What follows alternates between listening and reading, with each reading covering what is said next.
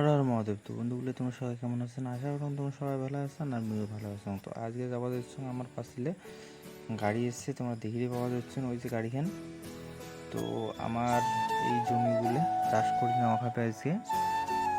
কারণ দেখো, আমরা হলাম গ্রামের মানুষ, আর গ্রামের মানুষের তো জানেন চাষবাস করে খাওয়া খায়। আর এই বর্ষাকালত তো ধান গাড়া লাগবে।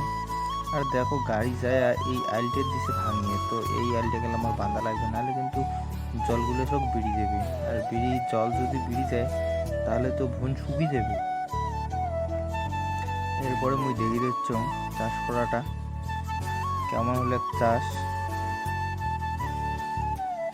সেটা তো দেখাই লাগবে। যদি ভালো চাষ না হয় তাহলে তো গাড়াই যাবে না রোয়া। দেখুন বন্ধুগুলো, এই গাড়ি যদি যায় এপাশ থেকে এপাশ আইলের, তো আলের অবস্থা একদম খুব খারাপ হয়ে যায়, বেহাল হয়ে যায়। ওগুলো ফির আবার বান্ধি দেওয়া লাগে, নাহলে কিন্তু জল টল বেরিয়ে যায়, বন শুকিয়ে যায়, রোয়া কাটার সময় খুব সমস্যা হয়ে যায় পরে।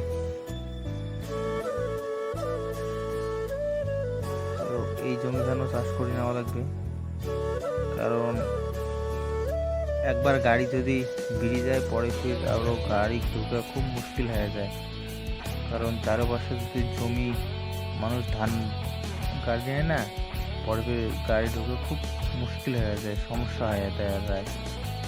তো ওই জন্য একবারে সবগুলো কাদো করে নেবো আমরা রোয়া কাটার জন্য।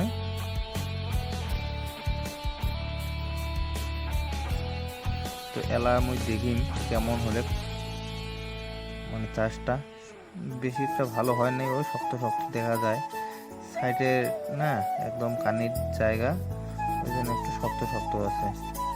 আর গাড়ি হেলামক করলে ওই কানির সাইডটা করি ও একটু শক্তই হবে।